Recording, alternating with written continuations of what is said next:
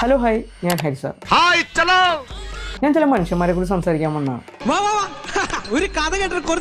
ഈ മനുഷ്യന്മാരുടെ ഒരു പ്രത്യേകത എന്താണെന്ന് വെച്ച് കഴിഞ്ഞാൽ ഇവരൊരു വർഷത്തെ 3 ഡിവൈഡ് ചെയ്യും. ആദ്യത്തെ 4 മാസം, അതിനുശേഷമുള്ള 4 മാസം, അവസാനത്തെ 4 മാസം. ഇവർ എങ്ങനെ മണത്തറിഞ്ഞു?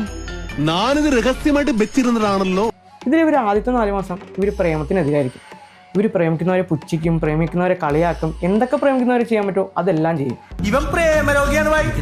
ഇവളെ നിനക്ക് വേണ്ട.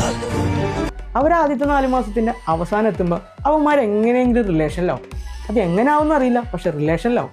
കാര്യവൻ തല്ലിപ്പൊളിയാണെങ്കിലും ഇങ്ങനെയുള്ള സംഭവത്തിനൊക്കെ ആള് കറക്റ്റ് റൂട്ടാ. എന്ത് റിസ്ക് എടുത്തിട്ടായാലും അവൻ അത് ഒപ്പിക്കും. പിന്നത്തെ 4 മാസം മുട്ടൻ പ്രേമമായിരിക്കും, അതായത് സെക്കൻഡ് ഹാഫ്. അതൊരു രക്ഷയില്ലാത്ത പ്രേമം. അവരുടെ പ്രേമം കണ്ടു കഴിഞ്ഞാൽ നമുക്ക് പ്രേമിക്കാൻ തന്നെ മതിയോ.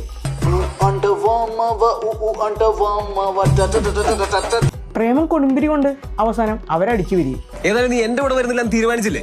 നീ ഏതെങ്കിലും ഒരു മാട്രിമോണിയൽ സൈറ്റിലെ ഐഡി നമ്പർ മാത്രമായി മാറി, എന്നിട്ട് അവിടുത്തെ പോലെ മരക്കോന്തൻ സൈക്കോനും കല്യാണം കഴിച്ച് അവൻ അണ്ടർവെയറും കഴുകി അവന്റെ വീട്ടിൽ മുഴുവൻ പണിയെടുത്ത് അവിടുത്തെ എച്ചുപാത്രം മുഴുവൻ കഴുകി അവിടെ തൊലിഞ്ഞ സീരിയലും കണ്ട് ഡിപ്രഷൻ അടിച്ച് നീ നശിച്ചു പോകണ കഴിവണമോടെ. ഇനിയുള്ള 4 മാസമാണ് ഈ കഥയുടെ ക്ലൈമാക്സ്. അവനാണെങ്കിൽ അവളെക്കുറിച്ച് പറയാൻ പാടില്ലാത്ത എല്ലാം പറയും, അവളാണെങ്കിൽ അവനെ കുറിച്ച്.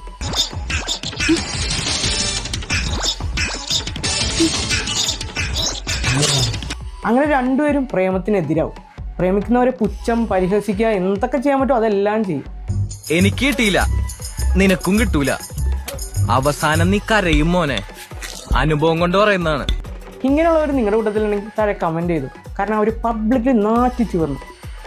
പറയണല്ല ചെയ്യണത്, ചെയ്യണല്ല പറയണത്. എന്ത് മനുഷ്യരല്ലേ ഇത് എന്നെ ഉദ്ദേശാണ്, എന്നെ തന്നെ ഉദ്ദേശാണ്, എന്നെ മാത്രം ഉദ്ദേശാണ്.